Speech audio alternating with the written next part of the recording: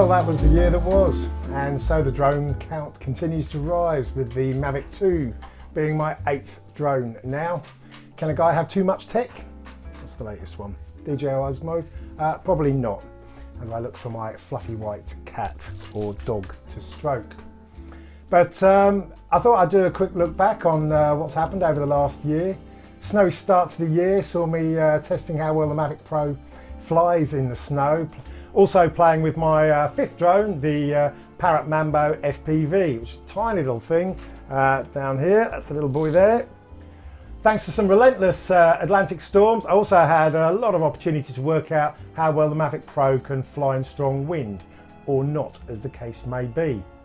And then along came my 6th drone, the tiny little Mavic Air, DJI's smallest drone to date, folding up smaller than the Spark. Really is a great bit of kit, and I still love it.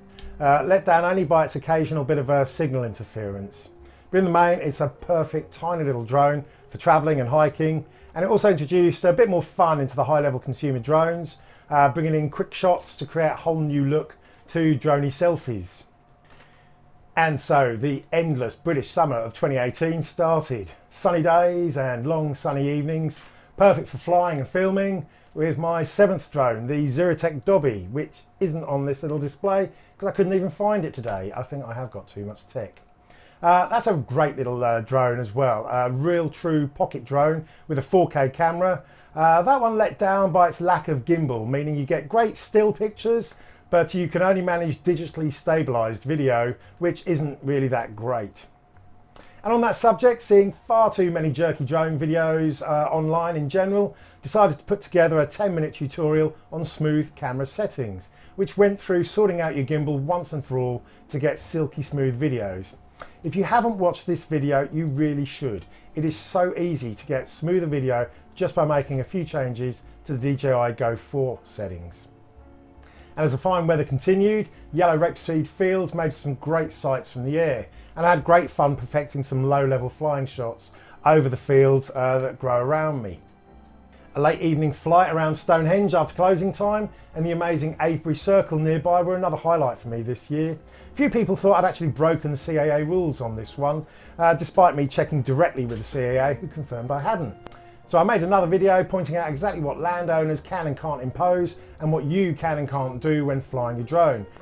And so, as the endless summer rolled on, the hotly awaited and hopelessly leaked DJI Mavic 2 Pro and Zoom finally made their grand appearance to a no doubt carefully orchestrated and perhaps a little bit overhyped release that almost distracted us from the impressive beasts that the new DJI drones actually were.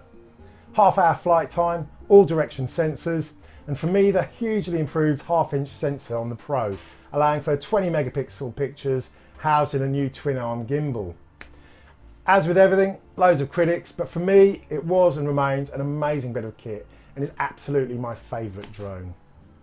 So what next? Well, haircuts and beards, or lack thereof, were a feature of some of my later videos this year, and as my Instagram followers will know, my endless summer did come to a crashing end in August when testicular cancer kicked me in the nuts, literally, and tried to pick a fight with me.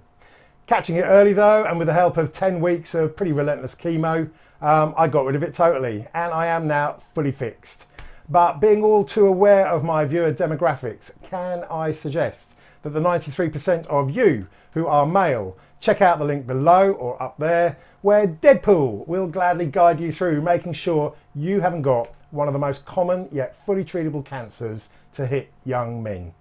Because as I've proved this year, catching it early makes it easier to win that fight good and proper.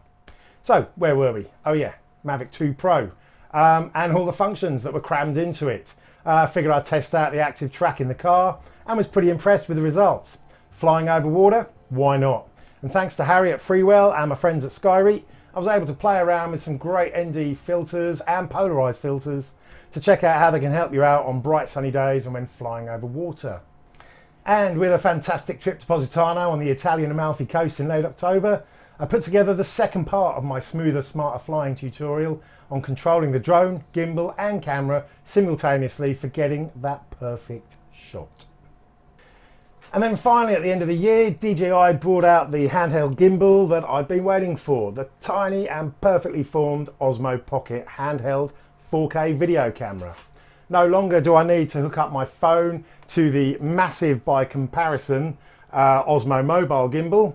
And what better place to test it out than in the Christmas markets of Bruges. So that was the year that was, and hopefully a fair few of you have been along for the ride.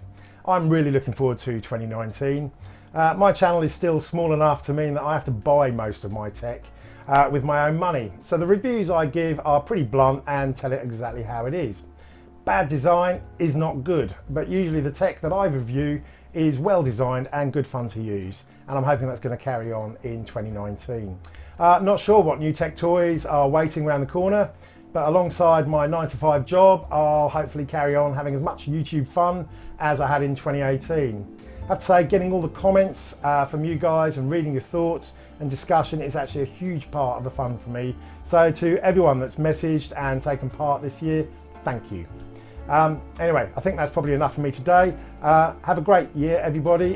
Keep the props up, the landing gear down, and as ever, have fun and just happy flying, guys. Cheers.